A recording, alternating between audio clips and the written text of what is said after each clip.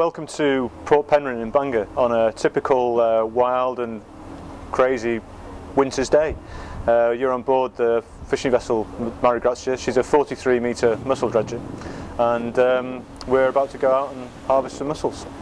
What we do in the Menai Straits here is we undertake something called mariculture. So we're extensively culturing mussels, mindless, edgeless, and we produce about 10,000 tonnes of mussels here every year.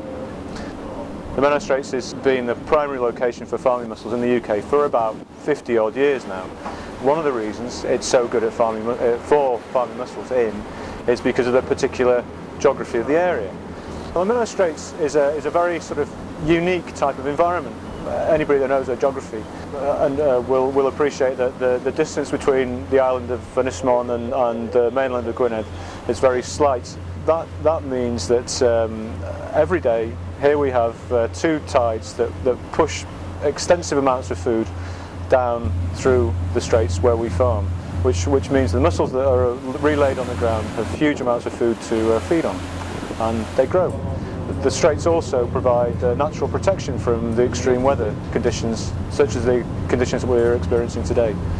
In areas where we don't have that sort of natural protection, the extreme weather conditions tend to displace or dislodge the mussels and basically just wash them away. They'll be pushed off their beds and pushed onto the shoreline and be subject to quite significant mortality, really. Mussel cultivation has been taking place in the Menai Straits historically for a long time. I mean, since the time of the Romans, I think people have found archaeological middens that suggest that people were consuming and probably cultivating mussels back in Roman times, or maybe before.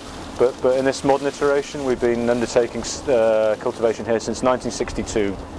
We produce about 50% on average of total UK farm production in the Menai Straits. It's about 10,000 tonnes per year from a really relatively confined spatial area. It's 760 hectares in size.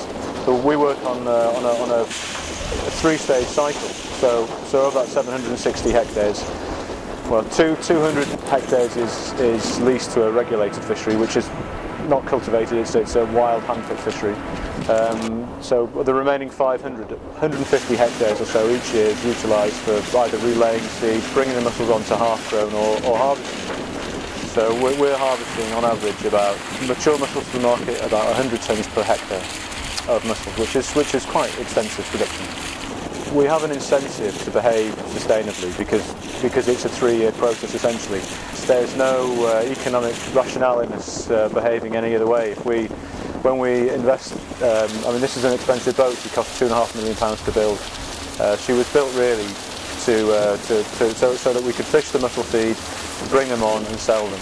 And it's only when we sell the mussels at the end of the process that we receive financial gain.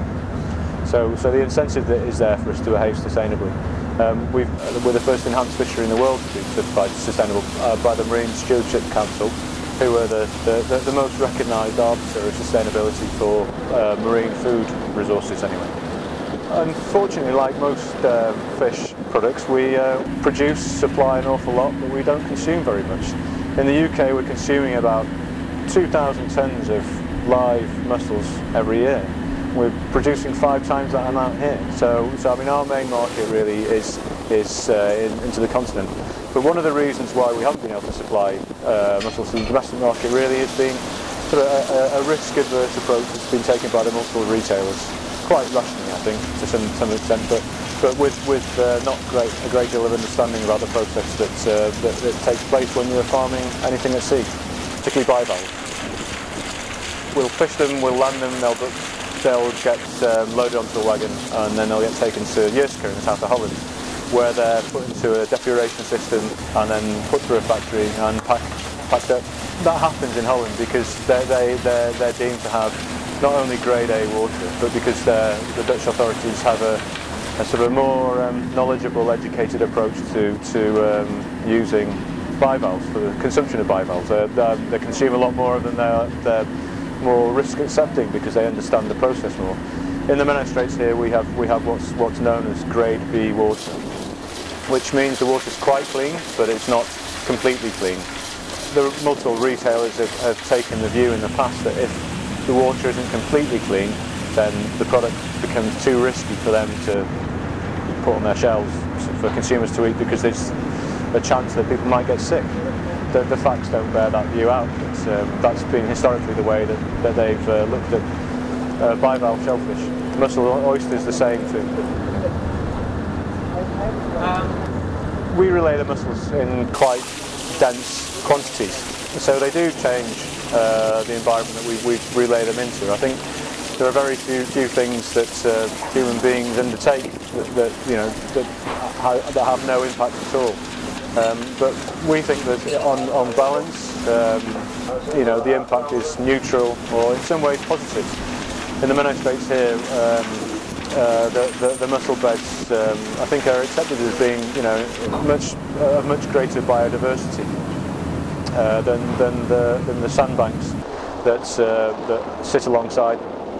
But that's, I mean, we have an impact. I mean, it's one of the unavoidable things. But we undertake an awful lot of research with the School of Ocean Sciences at Bangor to ensure that we understand our impact, and where we can, we minimise it.